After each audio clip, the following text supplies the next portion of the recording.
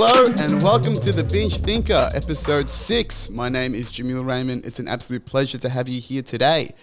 Today's episode is all about attention, the power of attention, the attention economy, use of mindfulness and meditation to provide attention to our inner worlds to give you as much benefit and self-awareness to create your highest self. Very exciting new format. Can't wait to go through it with you. Let's start with a couple of updates in the last podcast. Last pod was all about Aussie Comedy Network, the business that I am launching at the end of this month, something that I've been working on for quite a bit of time. It's a very exciting new chapter in a lot of ways for myself and hopefully the people that are involved in it. I released a video basically announcing myself to market as well as the podcast last week to the comedy industry, talking about my intentions and what I'm trying to do, developing the value for creators to come on board, basically making public my intention of where I'm going to take the direction of this business. And that was a lot for me, actually. I'm pretty proud of how that video came out. That video is a combination of a lot of things for me. It's a bit of a milestone. It's a real bold step into a new future, a new identity that I'm creating for myself. It was a real step forward in progress for someone that's very self-conscious about being in front of a camera, particularly when I'm trying to sell my dream to the wide world and I'm not even confident perceivably through a camera. But hey, you've got to get over it if you want to make an impact in this new digital world. But as well as, stepping forward into something new, it was actually the culmination of a lot of skills that I've had to develop over the last few months to make sure that I was ready for Aussie Comedy Network and what it entails. Because one of the things I realized through this setting up process of Aussie Comedy Network is that I'm lacking a lot of technical skills that are essential to at least understand and appreciate when it comes to setting up a business like this. I certainly have still kept all of my soft skills and strategic skills, executive, stakeholder management, people management, developing strategies, being able to forecast, being able to just develop initiatives on the fly. All those soft skills definitely have stayed from my previous role as a technology consultant.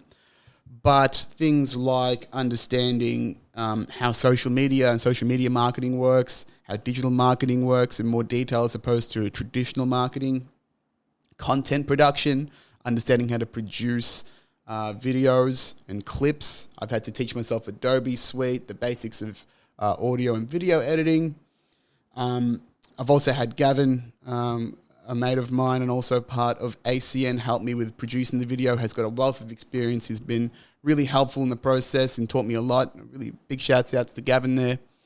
And then also reprogramming my mindset to money as well. I'll admit that I'm not great with money. I am very loose with my budgets and my expenditures. And having to reprogram my mindset to money in a little bit, because I know if I want to run a successfully and commercially successful business, I need to understand how people that have wealth manage the wealth. How do they perceive it? How do they make it work for them? And what are all the little tips and tricks when it comes to running a company as opposed to being your own individual are required, just to be successful. Tax planning is different, how you structure invoices, all of the commercials and financials are fairly different, particularly when someone like me who is dog shit at accounting and doesn't really care to understand the process and numbers behind it has to learn it. So those are some of the skills that I've had to learn from scratch, essentially, over the last 6 to 8 months. So producing that clip, editing it, getting some feedback from Gavin about making it more aesthetic, making it flow better. It was a nice little project, a nice little way to test myself. Which I was really happy with the result. It's not perfect, but it's still good. And that's the enemy of perfect. That's something that I have increasingly had to teach myself when it comes to creating things. Perfection is often just an obstacle to getting things done because you're afraid of the final result and being judged for it. So I have to keep reminding myself that perfect is the enemy of done or good. One of those two. Either way, I'm learning to accept more flaws in what I do in the name of progress and actually getting my name out there, which is very exciting. One of the hot tips, if you do see that video, is count how many times my hair changes between each cut. Fucking hilarious. Man, having crazy hair when you are trying to film just any sort of video for continuity is a fucking nightmare. The more I do these sorts of things, the more appreciation I have for the details in film production. It's pretty good.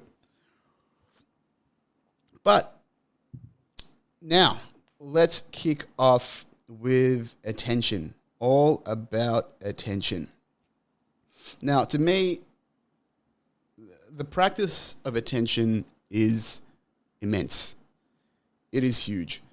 Because what I've found is that attention is actually at the core of your entire perception of reality. It's the core of everyone's reality. Because you cannot take in the world around you and receive and perceive reality without putting your attention on it first. One of the things that I have up in my house is a great frame it's a great picture. It says, reality is in the mind and nowhere else. And why I really resonate with that is because it's true, is that everyone's individual perceptions of reality are entirely governed by their minds and how they perceive the world. And everyone's got a different perspective on everything. We also have commonalities and come to common agreements, but everyone's whole interpretation of the world is A, incredibly minute, and B, incredibly modulated by their own personal experience.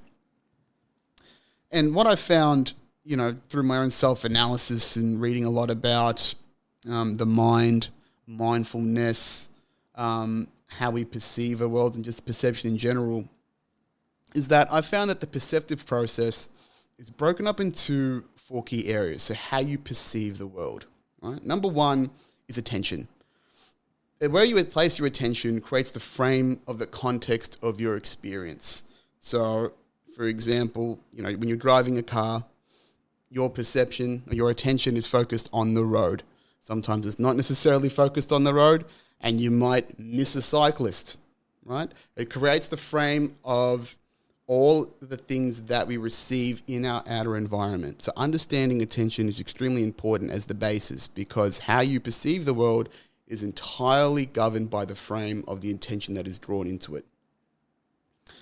And then number 2 is information. So once you have put your attention on something, it creates this connection, and then you are always taking in that information, whether you like it or not. Whatever you look at, whatever you listen to, all of your sense doors, all of your sense pathways are taking in information. And some of it is coming in subconsciously, some of it is coming in consciously. But no matter what, we are always constantly taking information in and focusing it into our brains, into our minds with attention. Part 3 is the cognition, where your brain will process this information according to the pre-existing cognitive networks in your brain. So your previous experiences, previous information, what emotions you've aligned to the information that you've received, trauma, experience, all those sorts of things. Now that can be extremely diverse, right? All of our belief systems, all of our understandings of what exists in our world, in our ecosystems, is all in that cognition. And then what comes out once it's churned in there, all that information that is mixed in with your cognition, then you've got perception. You send out into the outer world, into the forefront of your thoughts, your experience in a range of ways. It can be a judgment, it can be an observation. It's usually an emotion or judgment. So that's the perceptive structure of our minds. And that happens time and time again. If you were to really slow down and then just take a look around, right? I'm looking down this camera right now, for example, and I see the blinding light behind me. I see the air conditioner that's next to me. That is creating the frame of attention. The information that I've received is that aircon, is these bright lights in my eyes. What does my cognition say? The aircon is on because it's bloody hot and I put it there on purpose. That light is blinding me. That's the cognition. The perception is, the judgment is, it's a bit annoying, but I need them. Right? That's an example of that process, just done quite simply. And I'm sure if you took the time, have a look around, see how you can put those processes into your line of thinking. And tell me if I'm wrong, but I'm pretty good at it, I reckon. I reckon it's a pretty good way of explaining it. Now, why this process is extremely important, because if it is the basis of all the things you perceive in the world, then all you have to do to transform your mind or mindset from scarcity to growth, from surviving to thriving, if you're in some sort of mental pain for a variety of reasons, is to modulate the first 3 steps of that process: attention, information, cognition, and consciously practice the realignment of those to an outcome that you want. Because the perception of the world is entirely governed by that, right? People often say, you know, if you can't change something, you change your perception to it. And that's entirely true. A lot of mental anguish can be diminished or removed entirely just by being non-reactive and being more involved in the perceptive process as opposed to just being a victim of it. And that's one of the significant tools that I've found throughout this mental health transformation process for me, is about there are so many things that I cannot control. Controlling my perception to them has eliminated a lot of suffering in my day-to-day life. So I think it's immensely powerful. Understanding this process in detail, I think, is extremely useful. I'm going to break this down over the next few episodes, but we're going to focus on attention, because attention is key, right? Attention is leveraged every single day by everything, absolutely everything, particularly in the media, and we'll get to that in a sec. But something that I've come to realize through this process is what we actually control about our perspective in a day-to-day life is quite small if you do not have this awareness of what attention can do. Because by default, I was taught this very interesting brain model, which creates a lot of explanation to how a lot of social frameworks impact us day to day. So our brains are actually broken up into 3 key areas, right? You've got your lizard brain, your monkey brain, and then your higher cognitive function brain, right? The lizard brain is the oldest part of our brain from the evolutionary days, if you believe in it. I do. Where this is where you keep all your subconscious bodily systems and processes, like your autonomic nervous system. A lot of nervous systems are in here, the limbic system. This is a lot of the autopilot stuff that keeps us functioning day to day, right? That's sitting at the back of our brain. Now, in the middle part of our brain is what we call the monkey brain. And this is where we keep most of the semi-evolved cognitive functions. Things like our social imprints and instincts. A lot of emotions are processed in the monkey brain. And that's generally where you're going to find the ego a lot of the time as well, is nicely placed in that monkey brain. I mean, you can see it when people react to things, right? They start to go, you know, you can really see that rampantness when that's triggered. And then in the front, we have the higher brain, the frontal cortex. And this is where we keep most of our higher functioning processes, such as reasoning, deduction, language. And day to day, this is the part of the brain that we are trying to most readily identify with. When you are just chilled out, relaxed, you know, you are generally perceiving your identity from this higher part of the brain. And you generally will do that a lot more if you are de-stressed or in a much more enlightened perspective, or, you know, not in so much of an emotional dearth, so to speak. But here's the interesting part, right? Is that our lizard and our monkey brains are subconscious, right? So the majority of our perceptions and our emotions come from subconscious processes. And that means that explains for a lot of the reasons why you might feel emotions or awkward or any of the, you know, uncomfortable mental stimuli that just pop up into your brain day to day for no reason whatsoever, because we're not consciously curating these things in our brain. They just pop out of nowhere because they've just been hiding deep into the embedded lessons and DNA that we've brought together over the last couple of thousands of years. So particularly when it comes to socializing And a lot of the social processes that we go through, tribalism, ego, all the isms, racism, sexism, all the isms generally exist in that monkeyish brain. But that's why we feel so uncomfortable so much of the time, is because 2/3 of our brain are actually working against us on old scripts, on old code. Maybe they're doing things that don't serve us anymore. Maybe our monkey brains have been traumatized by things that have happened in the past, but you're over it now. But part of it is just kept it in there just to go, hey, remember that one time where you got really traumatized by that fucked up situation? That's going to sit there and it's going to keep repeating itself until you rewire it and realign that understanding or that situation to an outcome that is more beneficial, or until you make peace with it and it doesn't the reaction doesn't hurt you as much anymore. So rewiring your brain and understanding this process is really important as part of the healing process that I have found for myself when it comes to shifting my mindset.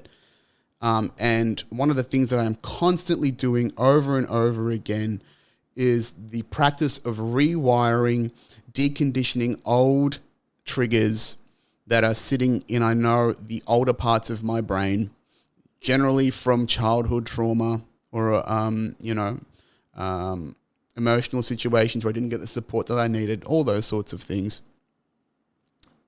The process that I've gone through over the last 2 years has been really focusing on those, is rewiring the neural networks and reconnecting negative emotions and negative situations into positive ones as part of the healing process, so I don't keep making the dumb mistakes that I do over and over again that cause me to suffer.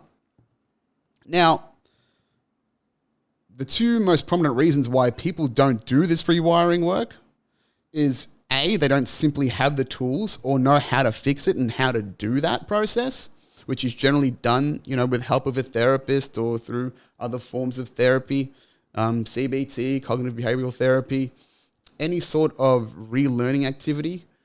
We're not really taught how to learn. We just learn, but we're not taught how to learn. But we'll cover that in a different episode. And then the other main reason why is because our egos can really get in the way of us making some real progress, because its default mechanism is to protect us. And so often we are so readily identified with our egos because that's always been the constant dominant voice in our heads when we think about things. So by default, we are so egoic because that has been, for the majority of our evolutionary brains and lives, the operating system that we functioned in. But now, as we've become a more safer society where we don't have to rely on older things such as tribalism or those societal structures, they're a lot less prominent, although they still exist in many ways. We're so used to being that monkey mind, and it just shows that we are not perfect human beings because we're still growing that front part of our brain that gives us the deduction and reasoning that separates us from the animals. So understanding your ego, understanding the processes around that, I'll cover off in another ep, but getting out of your own way and being able to placate the ego whilst doing this work is going to be a constant and heavy challenge throughout this process, right? Because it's going to get in your way every single time. What's that process? There's a saying that I like to think of every time I can feel the ego is kicking in, all right? Because the ego will throw up fear at you constantly over and over again. It creates the fear trigger in us. But on the other side of fear is freedom, right? When we are afraid of things, when we fear something, it can feel so palpable and so thick and almost impenetrable. But that stuff is an illusion, and that illusion is created by the ego as a defense mechanism. And for the most part, it's well-intentioned, but it doesn't really serve us when we're trying to grow. And that's why I've said in the past that the outer world means nothing to your inner growth, because in reality, you're just trying to peel away layers of ego and trauma to get to who you really are inside, to get to your higher self. And I say that, and the reason why I talk about the ego and the ongoing process is that I don't create the expectation for you about being fixed. You're never done. I am not done. I've made some improvements in my life, sure, but I am not done. I will never be done. It's a constant evolution. And that's kind of annoying, but also kind of a relief, because there is something to be said about the process of getting better and enjoying the progress that you make. And that should be the reward. Yes, you do become better as a person, more balanced, and that's, that creates a lot more beneficial outcomes for you in the future as an individual. But if you are delaying your happiness until you get to that perceived state of completion, then you will never be happy, because it's never done, and you will hate the process and unnecessarily weigh yourself down in the process of getting better, because you're comparing yourself to what you think should be done at the end. You're always comparing yourself to a finished state. That is absolutely not the way to go about things when it comes to getting better. You have got to iterate day by day, focusing on the 1%, counting your wins. So when you are going through this process of modulating attention, information, and cognition, or any process that you are, making progress in, focus on the little wins and do not think that you are ever done, because you never know how triggers are going to come up in different situations. They just get blunted over time, and you become less and less involved in the reaction to it, and that's what creates growth. One of the things I've found out in this process is the gap between action and reaction is growth. The more gap you can create between an action that happens to you and the way you react to it, that is a growth. It's a measurable growth aspect, because decreasing reactivity is a major source of positivity and better alignment within yourself, which we'll talk about a little bit later. But we know that attention is at the beginning of everything, right? It channels all of the information through your senses, and you cannot help but focus your attention around on everything all day. A great line by Tony Robbins is, energy goes where attention flows. Right? The moment your attention is fixated on something, you will receive the sensory information that you get and the negative and the positive associated to it. And that's going to happen irregardless. It's like a vacuum that is constantly on, right? Imagine if you had a vacuum on every single day, all day, every day, and no matter where you put it, it would suck things in. That is essentially what your attention and the perception process is. You can't turn it off, so you need to focus it on things that are positive, right? Because if you've got a vacuum and you put it on something that's bad for it, like water, it's going to fuck the vacuum, right? And that vacuum is you. So that's why it's always important when people say, focus on the positives, avoid the negatives, right? Because if you give the negatives attention, they will grow. They will grow with your energy and the energy that you put into it through having the attention siphon in there. So by understanding that, managing and choosing where your attention goes is one of the most powerful things that you can do for your holistic well-being. Understanding that time and energy are your most valuable resources and being vigilant with them is one of the fundamentals of all success that I've found. I constantly, my social media and all my research has been, over the last 6 months, has been focused on entrepreneurs' success, business success, and all of it is about managing resources, specifically time and energy. Because one of the things that successful people have recognized is that money is a resource, not an outcome.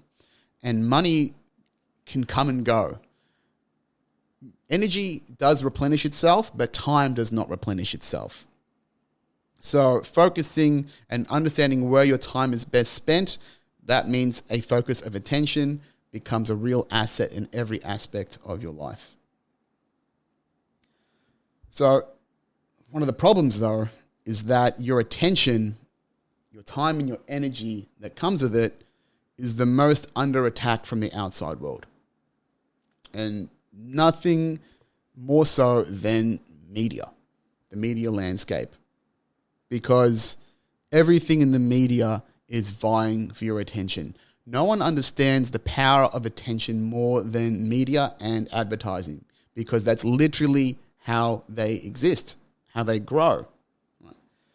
The entire advertising industry is based around capturing your attention, giving you information, and then hopefully getting some cognition and positive perception out of it to make you make a purchasing decision. Right? The entire advertising industry is very focused on being in your periphery of attention or directly in your attention, and it's inconvenient for most of us. But the entire media industry, including a vast majority of the internet, survives through advertising in the advertising industry. Why is that? Because advertising is a primary revenue stream that covers the cost of production in all media formats, or almost all of them, and to generate business, a new business in every industry. You can't run a business without advertising, unless you run a very particular practice. But even there, you would need to have the network and the clientele customer base to support whatever you're trying to do. And if you don't have that, you have to go into the public. How do you get into the public? You advertise. And that's why it's so ubiquitous with all of the social structures that govern our new digital ecosystem at the moment. So we talked about how marketing drives all media, right? Radio and television infrastructure and all the talent cost money. Internet websites cost money to host. TV shows that don't get broadcast or get cancelled if they don't attract enough sponsors and advertising, they get cut because they need that lifeblood to exist. So on all of the running costs of the internet are run by ads, right? Out of the publisher's pocket, either where the people who publish websites, like myself, you have to pay a website company to host it. You have to put your things behind a paywall to generate value, or you as the end user pay for it, like Netflix or any subscription service. Advertisers need to get your attention so they can give you information about their products, and based on how your cognitive belief is about that product, you will perceive whether that product is of value to you or not. That's the entire advertising process done to you over and over and over again. In all of its various formats, from TV and radio ads, banner ads on the edge of websites, to all those sneaky pop-ups we used to get back in the day before like ad blockers came along. So, and we're just used to that now, right? We are completely used to it, and we don't pay attention to it because it is annoying to us. But it's an extremely competitive landscape, because think of all the corporations and all the businesses that have products that they want to sell to you as an end user.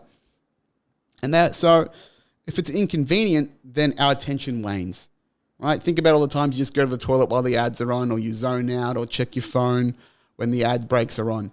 They know they're inconvenient, but this is the only way that they know to get your attention effectively. So what do they have to do? They have to up the ante. Right? They have to find new ways to spark and leverage our attention so they can feed the information to you so you can potentially make that purchase decision. So how do they do those ways? Different types of ads, appealing to your demographic with the things that you relate to, engaging them in different ways, putting ads in new annoying places, right? Think about the Instagram stories that you see now. You swipe between stories, and then all of a sudden, you've got an ad. You've got 2 ads. You've got 3 ads sometimes. You've got ads while you scroll everything. You've got gigantic ads in articles nowadays that aren't behind paywalls, and they take up like 2/3 of your screen, and they're a fucking nightmare to deal with. But it's going to keep happening, right? And anything that has the potential to capture our attention for even a few seconds is potential for advertising to be placed on. It's fucking sad, but it's the reality, right? And if they can't edge their way into your attention, then they have to make the content that they've got so compelling that you will stay glued to the screen, right? The media, in particular the news, is getting extremely tiring, but it's been extremely effective for the way they do it. Because they talk about breaking news. You know, they've got those sensational headlines. They're using bright, alert colors in their headlines. They're using all caps when they display information on the screen. Everything is red or yellow. And all these baited headlines, all this drama that you see in the world when, you know, making mountains out of molehills, those are all tactics to keep you engaged so that they have your eyes on the screen. They can use their metrics to sell those eyes to advertisers to justify their existence and make money and keep the machine going. And what does it do? All of these sorts of things, they target the monkey mind. They target the subconscious social constructs that we are highly aware of and that we value inadvertently to keep us engaged. They create fear. They create tension. And as part of our body's proclivity towards homeostasis and being balanced, we try to be engaged until we perceive the risk is gone. But it doesn't happen that way. That's why the news fucking sucks. It's just doom and gloom until they give you that nice little bit at the end, the last 30 seconds of a monkey or, you know, swans in a park or whatever it is that they do.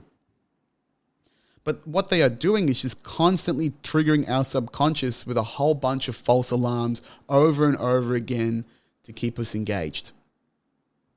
And it works, right? It fucking works.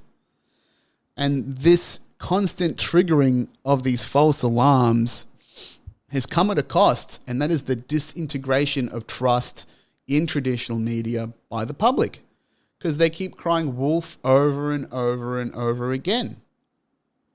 And they are valuing the advertiser's dollar over their professional integrity as journalists. And it's a tragedy, because this is what they think they have to do to survive. Instead of providing a quality service, they feel like they need to compete with the dirtier tactics of other more competitive organizations that want to focus on making a dollar. Let's call it Rupert Murdoch Media in particular. It works. People are in trouble because the traditional media has not maintained, hasn't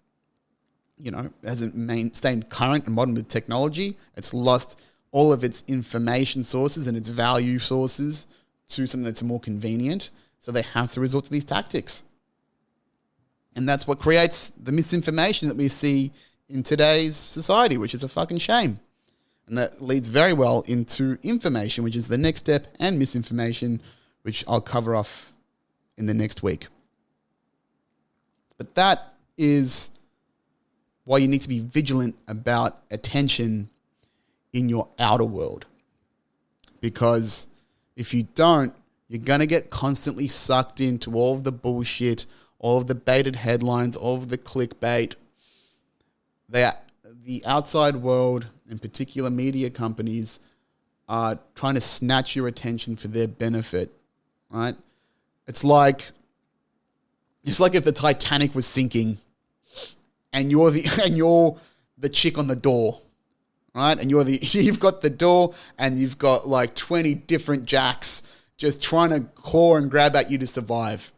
That's what it feels like sometimes. That's what it feels like to me. Was it Rose? Yeah, you're Rose in the door and all of the media companies are all the jacks, and they're not being like, oh yeah, that's all right, I'll just sit here and die and freeze. They're going, no, fuck you, let me on the door.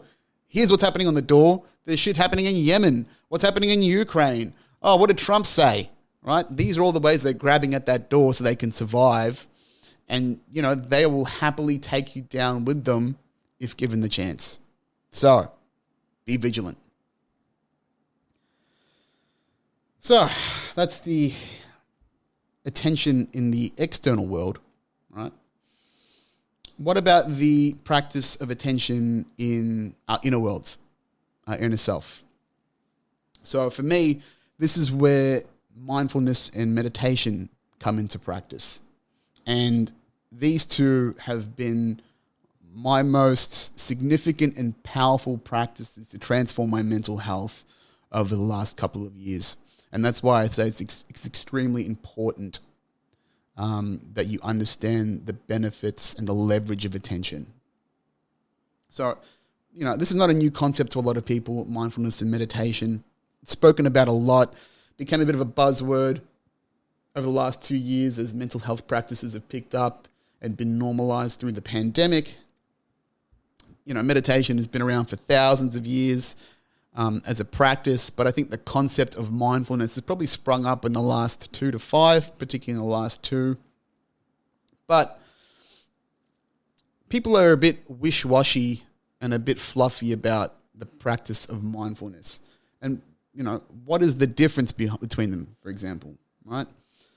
So meditation and mindfulness go hand in hand, and they're always spoken about together. But mindfulness is the general practice of emotional and cognitive self-awareness and not judgment of that awareness, whilst meditation is a more specific, concentrated practice of attention. So mindfulness can be a range of techniques and practices that focus on self-awareness and placing attention on our own minds, on our own beings and who we are, and then using that as a source of deduction and part of the regeneration process and who we are as individuals to understand who we are and what we do. And meditation is only one branch of that. It's a very effective branch, but from the experience that I've had trying to shop around for, different mental health practices that best suited me over the last couple of years, I don't think it's really spoken in enough depth. So I'm going to talk about what it means to me and what my understanding of it has been to date, because I think that if by misunderstanding it, it creates a lot of gap between people actually getting involved in it, right? There's a lot of the fear of the unknown in it, but there's nothing to fear. I just think that it hasn't really been conceptualized enough for people to understand it really effectively in the general public for them to invest in it, because a lot of them think, just do nothing. And it's not about doing nothing. There's an element to it, but there's a lot more than just nothing. But why is it so important to me?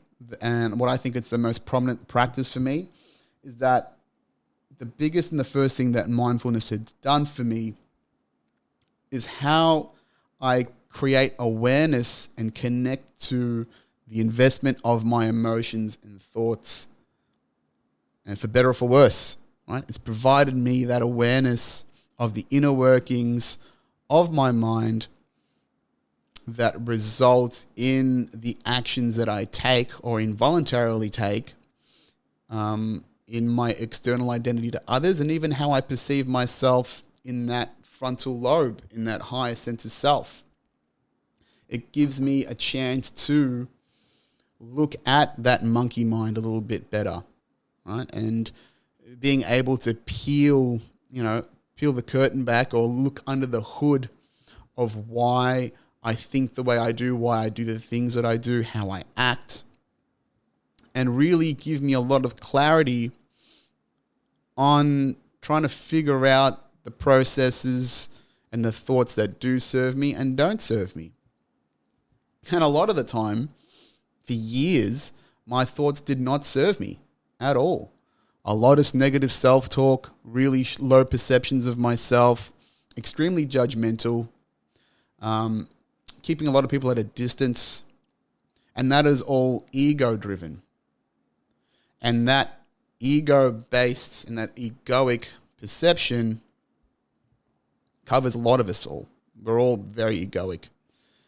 But being able to be mindful takes the edge off the ego, particularly if you're in a safe place emotionally, to, take a look inside, be able to not be the emotion, but observe the emotion, to not be consumed by every feeling that passes your brain and be a victim to it over and over and over again, which so many people are all of the time. That transition from, being in the emotion to outside of it is huge. It's absolutely huge. And by being able to practice that, just like I said, not being reactive, being the gap between the action and the reaction, there is a significant amount of growth in that. And mindfulness creates that growth. To go further into, where I was someone that was easily triggered by criticism, very argumentative. I was very quick to identify with anger or with envy, with rage. And I was highly reactive to a lot of things. That's what made me a great bully. And that's what created the bully in the first place, was a very stung ego, was that I was quick on my feet when it came to reacting to things, and I was quick at dishing out pain. But that was because I was very used to being hurt all of the time, and then sitting in that hurt for a variety of reasons. An unsafe environment, not being able to manage my emotions, not being taught to manage my emotions, right? And also, my head is constantly swimming with thoughts, non-sequential thoughts, ideas, emotions. My brain is constantly ticking all of the time. That's why this podcast is called The Binge Thinker. That's why I do so many things at once, because my head is just constantly going and going and going. Like, I always have a song playing in the back of my mind all the time. And even whilst I'm doing this podcast, I'm still getting interrupted by the 7 or 8 tasks that I need to do after this once I finish this podcast, while having ideas on things that I could have talked about in the pod whilst I'm having the conversation with you, but then it would disrupt the flow of conversation I'm having right now, and I have to wrangle that in. And then I'm also thinking about social situations that didn't quite play out the way that I wanted to, or something awkward. Like, it's just a constant fucking mess of thoughts all at once. Now, I've learned to manage that, but it used to be a lot worse because a lot of the thoughts and emotions that I used to identify with were negative. But thanks to mindfulness, I've been able to step out of being invested in the emotion, and I'm just observing the emotion. I'm stepping out of the storm. So one of the key things that I've mentioned there is observation. That is one of the first steps of mindfulness, is to be observant of your mental state. And you probably all do this already in some way or form. One of the smallest ways I can think of is just like wondering why that you've reacted the way you did when you have an emotionally charged situation, or why did an emotion come up when you were just doing something that doesn't feel connected to it. These little sensory observations, these are the seeds of mindfulness. And so if you're already doing that and you're picking up on those observations and you're reflecting in your own way about how you've reacted to something, or maybe I should have done this, you're already practicing mindfulness in your own way. Congratulations. Pat yourself on the back. So this self-awareness, it starts with literally taking the time to sit and observe. And what you need to do with that observation to take it a step forward is to not judge it. You should not be, in the process of mindfulness, you need to minimize as much judgment as you can as possible.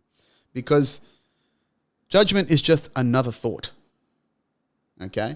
And if you are judging the thoughts that you are having, then you are not giving them the opportunity to be explored, because you've already dismissed them or implicated them as being negative or being positive before you've really taken this time to deconstruct or decipher them.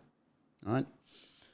And you're negating the opportunity to trace the feeling or the emotion back to its source by just observing it.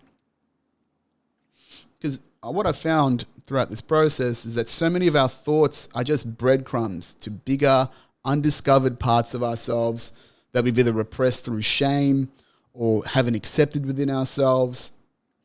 And so often that I've found that the path to being more aligned to a centered sense of self means allowing certain truths or certain parts of ourselves that we've denied for a long time to come to light.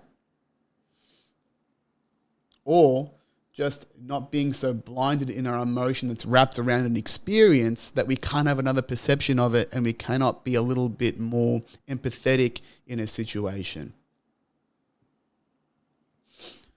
So how did this work for me? Why was this so powerful? Because by taking the time to be mindful, I was less of a slave to my reactions. I was less emotional in situations. And it would just save me so much suffering and so much wasted mental energy that I had suffered day to day. Because our bodies react to our minds. The mind and body are just one. We are all one. We keep saying that we're the mind and body and different. We're not. We're just one very intricate machine that we haven't entirely figured out as yet. The mind and the body are inextricably linked.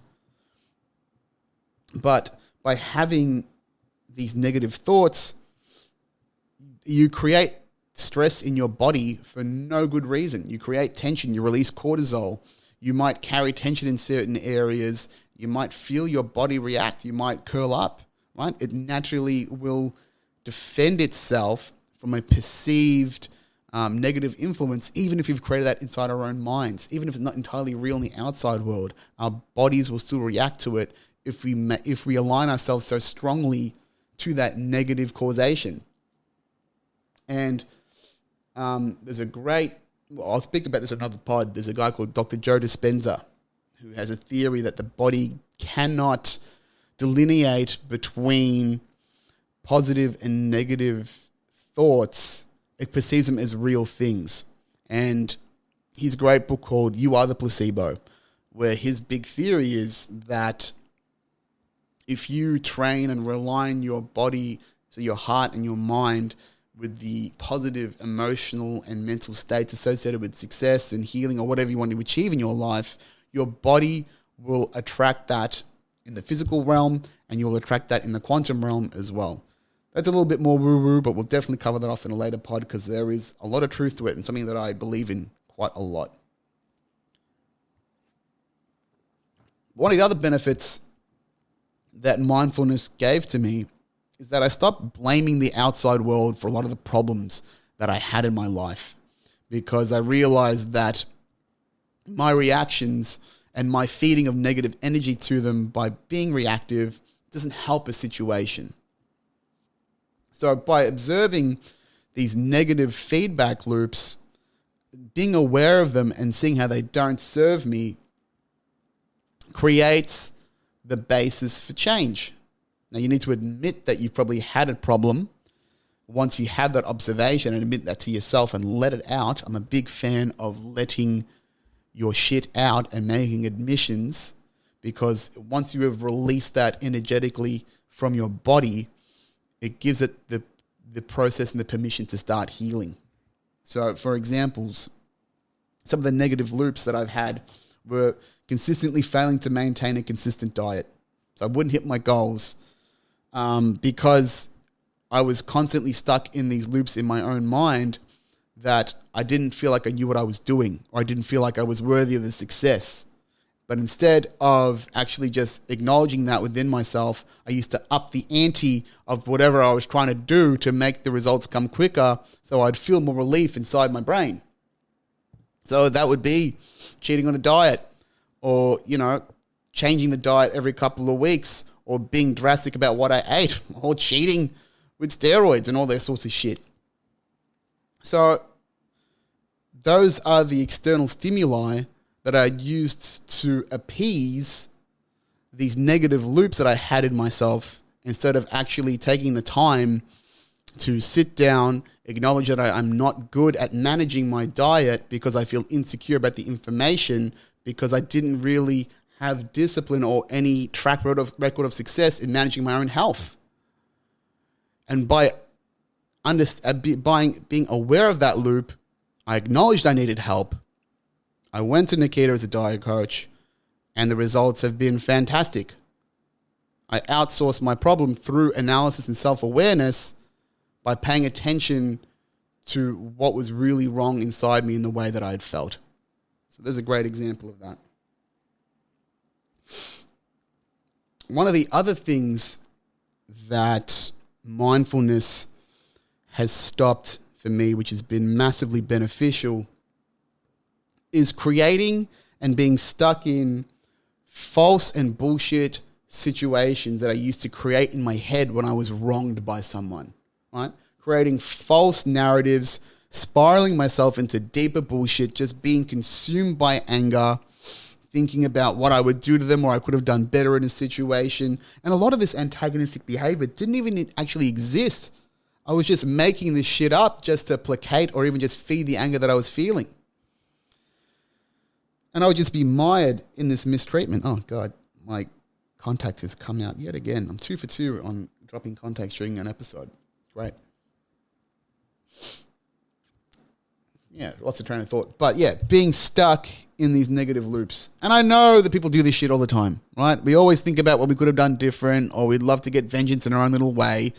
I know that a lot of people do that. And that has significantly dropped off in my head. Now that when I've realized I'm doing these things, I'm just feeding the bullshit, I just stop myself when I know it's completely false and I let it go. Right? I go, this is not serving me. This is not actually happening in real life. Let's stop this thought and break it there. And that's big, right? That can be really big. The ability to control and hold a thought and dismiss it whilst you are stuck in the emotional swirl of it is powerful. One of my favorite quotes from the Stoics, I think it was Seneca, and I'll definitely talk about Stoicism at a later date, is that we suffer much more in imagination than we do in reality. Right? There's not that many things that are actually wronging us. It's our perception to the things that are wronging us, or we are just making shit up because we're worried, and that's what the brain does. Okay? So not having to attach myself to every thought that swims through my mind by being able to manage my attention and where I put my attention onto the thoughts that I have, again, massive. I get to focus on a lot more realistic things. I get to focus on the facts, and I do not entertain stupid ideas and concepts that do not serve me, all because I am hurt emotionally. Now, that sounds great, but the dropping of the thought is a practice. It is a deliberate, consistent practice. It needs to be done over and over and over again. I'm not sitting here saying that I can block out every negative thought and I'm good to go. Absolutely not. But it definitely decreases the intensity and the frequency of that happening, and I have a lot more control over it when it does. Right? I'm never going to be completely done. I'm not going to be some single track thought machine that just can be laser focused and not be distracted or not think of ridiculous shit when things go wrong. Like I said before, you're never done. I am never done. But it's a deliberate and conscious practice to be able to hold a thought and then dismiss it and let it go. And if you can manage that, if you can master that through mindfulness, you will get so much more done in your day, and your perception in life will change significantly because you will be wholly and solely focused on what is best for you and the truth of what is best for you as well. I thought of this, putting mindfulness in practice, I thought of this analogy one day when admittedly I was on mushrooms, but I think it sort of fits, and let me run it through with you, right? So this is what mindfulness can mean to me. So imagine you're somewhere up high, right? And you're looking out into a distance, and into the distance in front of you is a city, right? It's a cityscape. You just see in the horizon a bunch of buildings. You see the city there. You see the sun is out, and you see a bunch of clouds over the city. Right? To give that context, the city is perception. Right? There are people in that city They're going about their day, whatever they're doing, shopping, doing business, blah, blah, blah. And they see the clouds. They see the clouds hovering around there, and they see the sun. Right? The sun, in this context, is your highest self. It's the person that you want to be. It is what we strive to be. It's our meta communicator. Everything that you want to be in your life is the sun. But all of a sudden, the clouds, they gather, they become stormy, it becomes dark, right? The people in the city are now covered in darkness. Now, these clouds, they're your emotions, right? So if you're in the city and you look up and you are perceiving that the clouds are dark and stormy, you're going to think it's going to be pretty bad up there, right? It's going to be rainy. You're probably going to, there's going to be lightning. There might be thunder. You have a negative connotation of what's about to happen and what you perceive to happen. But if you're the outside observer, right, you're that person that's in the distance. You're not in the city. You're seeing this on the horizon. You can still see the sun there. The sun is always there, even through the darkest clouds, even through the biggest storms. And that realization and that acknowledgement of the sun in the face of all the storms that come between you and the higher self, that understanding is the practice of mindfulness to me. Is knowing that no matter the storms, right, which are your emotions, they will come and go, but the sun is always there. Your highest self, even in the midst of the storm and the chaos that ensues and how fucking painful it can be, how hectic it can get, no matter what, behind all those clouds is the sun. And by focusing on that, instead of being caught up in the fear of what the rain will bring, meta-communicating with your higher self throughout that process and practicing that, that is mindfulness to me. And that meta-communication, that understanding of mindfulness, to me, that actually creates a link into your intuition, into your gut. Because I've found personally, maintaining that mindfulness perspective and, being able to focus on the sun, the source of that information somatically in my body generally does come from my gut, from my intuition. That's just been my personal experience. Maybe you feel the same. I'm not sure. But when I started meta-communicating with my higher self and focusing on that, my connection to my intuition grew as well. And I became better at making gut decisions that have always benefited me, to be honest. Because just, to get a little bit more woo-woo, yeah, I believe there is a spirit and a higher power, and I do believe the focus of that intuition is the seed of that, which is present in all of us. So that's the analogy. But to even take that analogy even further, we talked about clouds being emotions. What are clouds? Clouds are just literal vapor. They come out of absolutely nowhere. And guess what? Seemingly so do our emotions when they come into our brain.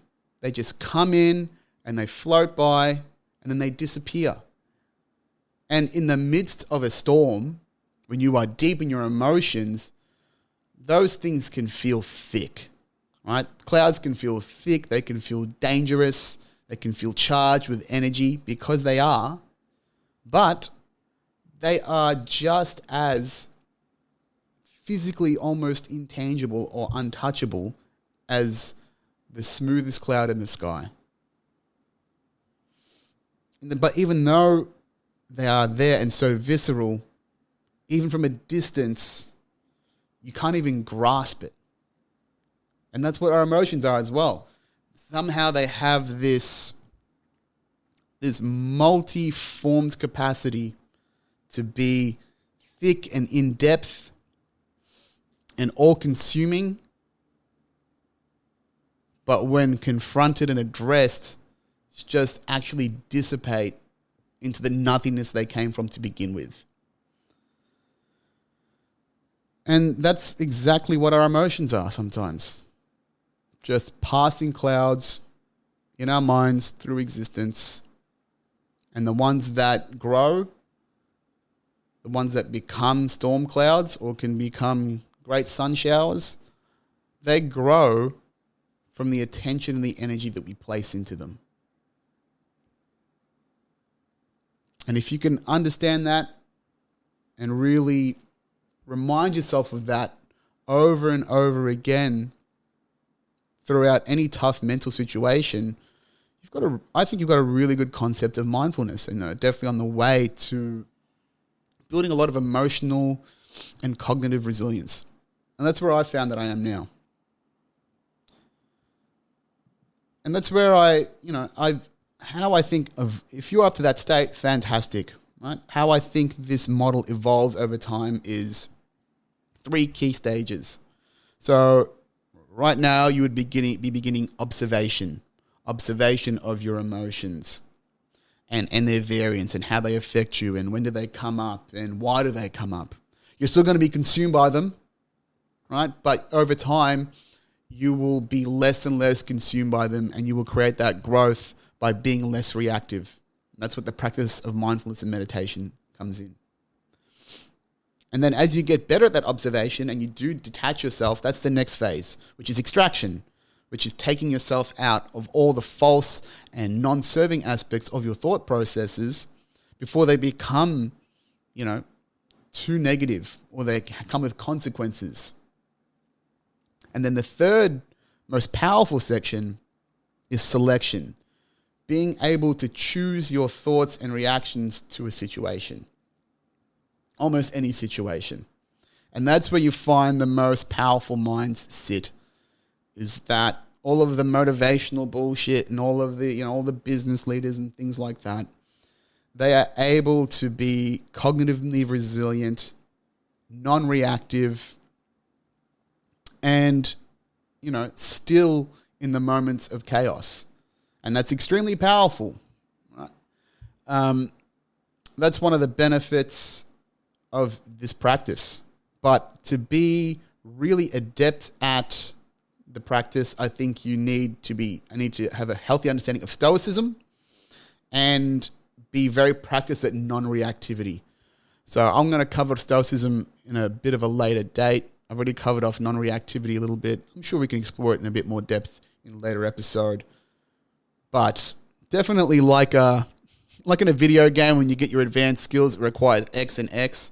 From my experience, to be really powerful in the way that you select and choose your thoughts and reactions, you need to be stoic and you need to have a firm grip of non-reactivity. So we talked about mindfulness. Where does meditation fit into all of this? So meditation is a more concentrated practice of mindfulness to me. That in the beginning, it trains your attention and focus on the self and the inner world. It is just a more concentrated practice of mindfulness, of observation without judgment. It's just been around for a lot longer. Through various forms of practice. It's mostly associated with Buddhism, and there's different variations of meditation, Vipassana, and all those sorts of things. I'm not going to deep dive into that because I don't really dig that deep myself, so it would be remiss of me to talk about that. But the practice of meditation has definitely been one of the biggest tools and one of the biggest realizations for me about how consumed by thought I am at any one given time. And so we did talk about how it's an ancient practice, and I don't think it's necessarily well explained. I think I've just given a pretty blunt explanation of it.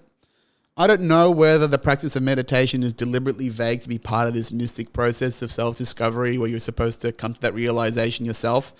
But in my opinion, if I just tell you what I think it is, it might give you a guide stone and maybe save you a lot of time and effort into actually realizing the benefits of meditation before you have that realization yourself. It's like going, copy off me a little bit.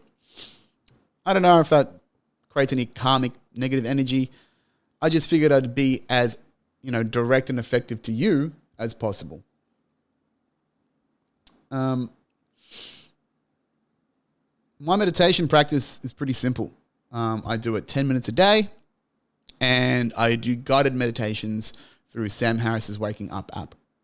I would say I'm definitely a student in meditation. I would not pretend to have any expertise on it. I can just tell you what it's done for me. I love Sam Harris's work. I love the app. I can't remember how I was recommended to it, but I definitely was. He had, at the time when I put it up, or when I started it, he had a 28-day free trial for his basic meditation course. I found it to be quite effective pretty quickly when it came to understanding and observing the nature of my mind. If you don't know anything about Sam Harris, he's a renowned neuroscientist and philosopher. He's done a whole bunch of studies on meditation. He's had his own journeys in meditation in different countries and had plenty of psychedelic experiences and is quite renowned in this space. I'd be quite surprised if you don't know who Sam Harris is. And I find his app to be a very comprehensive resource for meditation, mindfulness practices, alternative mindfulness practices, what the practice of meditation should be. I really, really highly recommend it. There's plenty of other resources on there from other great philosophers and thinkers. He's just uploaded a series from Alan Watts, which I think is his complete works. If you don't know who Alan Watts was, he's one of the pioneers of bringing Eastern traditions and informations and spirituality to the West from like the 50s and 60s onwards. Things like the way of Zen, etc. Very, very interesting stuff. What I'd recommend to you guys is do what I did. That's all I can say. Get the app, start the 28-day practice, listen to the theory sections, just like a great podcast. You just flip through the things you find interesting. I absorbed all of the theory sections because I just found it so intriguing. And it's definitely governed a lot of the ways that I think about my mind today. All right? None of these are my original thoughts. The only original thoughts that I have around this is my own experience. One of the good things that I can do is just amalgamate all of the tools and tips and tricks and give them to you, and you do your own research and find what serves you. That's basically the purpose of this podcast anyway. So, what are the benefits? I've talked about it. I'll say it again. I'm a lot more mentally stable day by day, and a lot more emotionally stable day by day. I've had plenty of trying and troubling situations over the last couple of years. The uncertainty of COVID. I've lost my job. I've had to start a company from scratch. I tried to start another business and that failed. Plenty of negative things that would be or considered negative in my life that have happened over the last 2 years have turned into positives, or I've definitely felt like I've reacted to them a lot less than I would have previously. If I didn't have the clarity of mind and purpose that I have created over the last 2 years through these sorts of practices, I wouldn't be here doing a podcast today. I wouldn't be starting a business on my own that has no real blueprint to it. Developing the core mental health practices that I have today has created the fertile, cultivated mind that allows me to bring ideas to life with, of course, a healthy amount of doubt and skepticism. Maybe not doubt, but a lot more criticism, a lot more balanced views on how they be successful. It's healthy skepticism is probably the best way to put them. But if I had the mind that I did before I did these practices, I would not be here today. I would not be in the condition I am physically or mentally. I would not be trying to do the things that I do. I cannot understate the value of these practices, particularly beginning with meditation and mindfulness, to understand and observe the nature of your mind. Because if you don't know, you don't know. How can you get better at anything? You can't improve what you can't measure or you can't observe. So that's why this is the first thing I want to talk about as a mental health practice. I recommend getting the app. If you don't want to commit to an app right now, cost or time, whatever, just start thinking every day. Just take some time to reflect, just like you have now, but with a bit more focus, a bit more time. Situations where you've been emotional, where you don't necessarily feel like you should have reacted the way you did. Situations where you've caught yourself thinking or wondering why you've done the things that you have done. Again, nurturing that seed of self-analysis and intuition, getting more adjusted to your meta-communicator and your higher self, and remembering to nurture these observations without judgment. Just be curious. Don't put a negative or a positive tag on it yet. If you're going to be positive about it, great. Be positive about the fact that you are doing the work and beginning to do the work, because it's only going to lead to great things for you. I promise you. If you do want to take a step further and invest, get the app, get the Waking Up app, start doing the 28-day course, and then listening to the theory section and whatever carries your interest. Right? I only do 10 minutes a day. 10 minutes of meditation a day. The longest I have meditated is probably 15 minutes, right?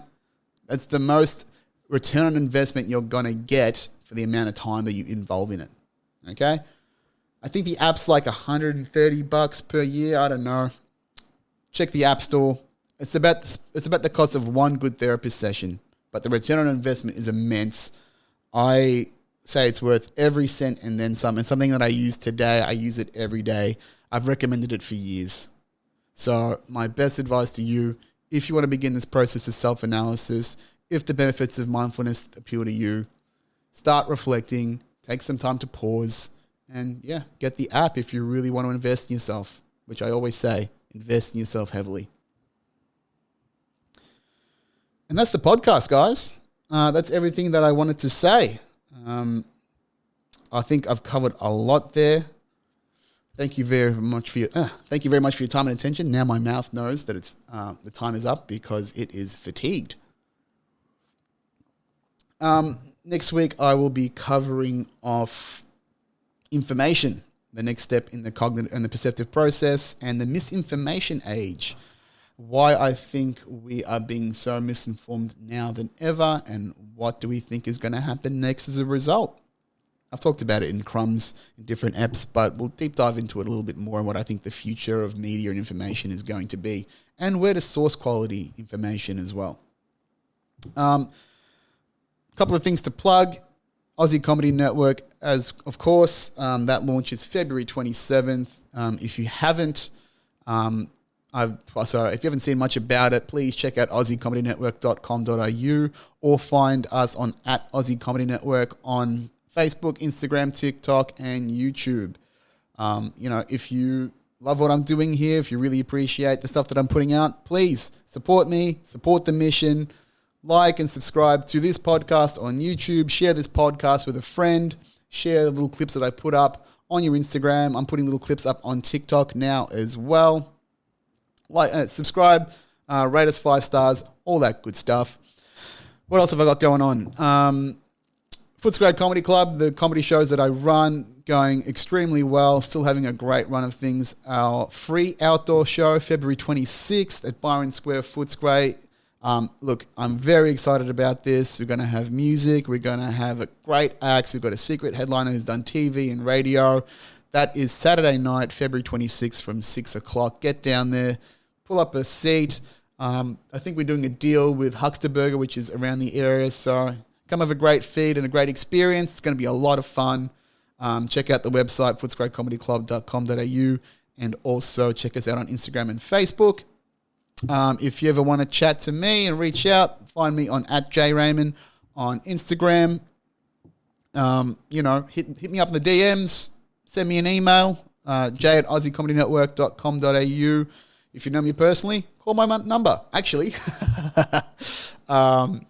if you do want to talk to me and you don't have my number, give me a call on 1-800-COMEDY. That was one of the big reveals from last week, is that I own 1-800-COMEDY.